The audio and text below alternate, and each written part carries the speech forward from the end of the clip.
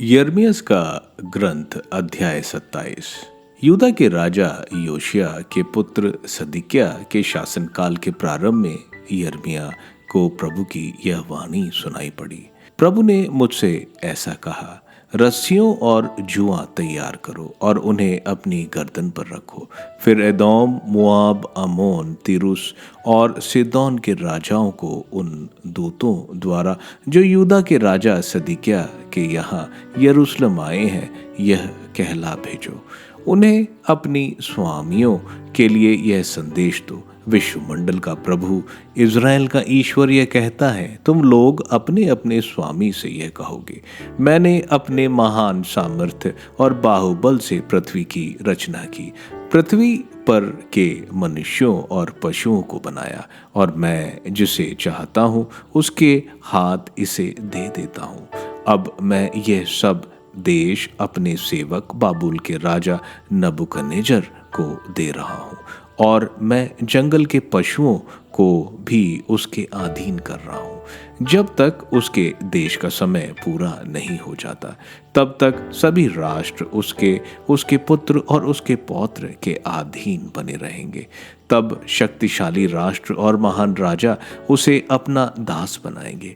यदि कोई राष्ट्र या राज्य बाबुल के राजा नबूकदनेस्सर के अधीन नहीं आएगा या बाबुल के राजा के जुए के नीचे गर्दन नहीं झुकाएगा, तो मैं उस राष्ट्र को तलवार, अकाल और महामारी द्वारा तब तक दंड देता रहूंगा जब तक मैं उसे पूर्णतः उसके अधीन नहीं कर देता। यह प्रभु की वाणी है।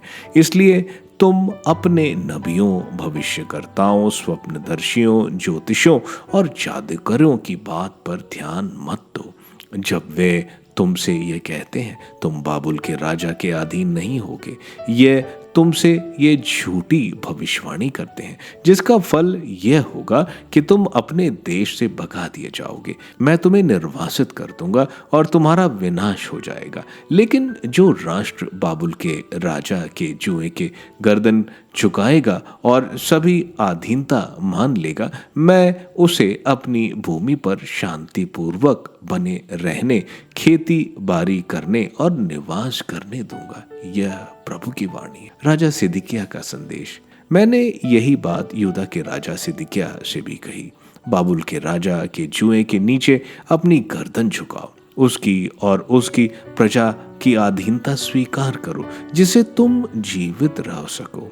तुम और तुम्हारी प्रजा तलवार, अकाल और महामारी से किस लिए मरना चाहते हो? जैसा कि बाबुल के राजा की अधीनता नहीं स्वीकार करने वाले राष्ट्र के विषय में प्रभु ने कहा है, उन नबियों की बात पर ध्यान मत दो जो तुमसे ये कहते हैं तुम बाबुल के राजा के अधीन नहीं होगे, क्योंकि वह तुमसे झूठी भविष्यवाणी करते हैं। प्रभु ये कहता है, मैंने उन्हें नहीं भेजा है, बल्कि वे मेरे नाम पर झूठी भविष्यवाणी कर रहे हैं। इसका फल ये होगा कि मैं तुम्हें अपने देश से भगा दूंगा और तुम सबका, तुम्हारा और तुम्हारे सामने भविष्यवाणी करने वाले नबियों का विनाश हो जाएगा। याजकों और लोगों को संदेश। तब मैंने याजकों और सब लोगों से कहा, प्रभु ये कहता है, तुम अपने उन नबियों को बातों पर ध्यान मत दो जो तुमसे यह भविष्यवाणी करते हैं। प्रभु के मंदिर का सामान शीघ्र ही बाबुल से वापस लाया जाएगा, क्योंकि वे तुमसे झूठी भविष्यवाणी करते हैं। उनकी बात पर ध्यान मत दो। बाबुल के राजा की अधीनता स्वीकार करो, जिससे तुम जीवित रह सको।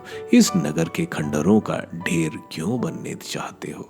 यदि वे सचमुच नबी हैं और उनमें प्रभु की वाणी निवास करती है, तो वे विश्वमंडल के प्रभु से निवेदन करें कि जो सामान प्रभु के मंदिर, यूदा के राजभवन और यरूशलेम में रह गया है वह बाबुल न लाया जाए।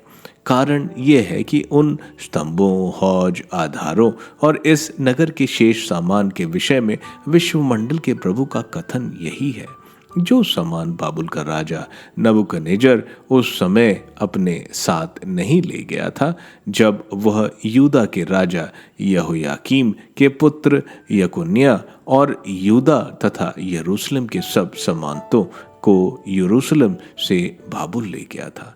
उस सामान के विषय में जो प्रभु के मंदिर, यहूदा के राजभवन और यरूशलेम में बचा रह गया है। विश्वमंडल के प्रभु इज़राइल के ईश्वर की वाणी यह है, अब वह बाबुल ले जाया जाएगा और वहां उस दिन तक पड़ा रहेगा जिस दिन तक मैं फिर उस पर अपनी दया दृष्टि नहीं करता। यह प्रभु की वाणी है। इसके बाद मैं उसे वापस लाकर फिर यहीं रखूंगा।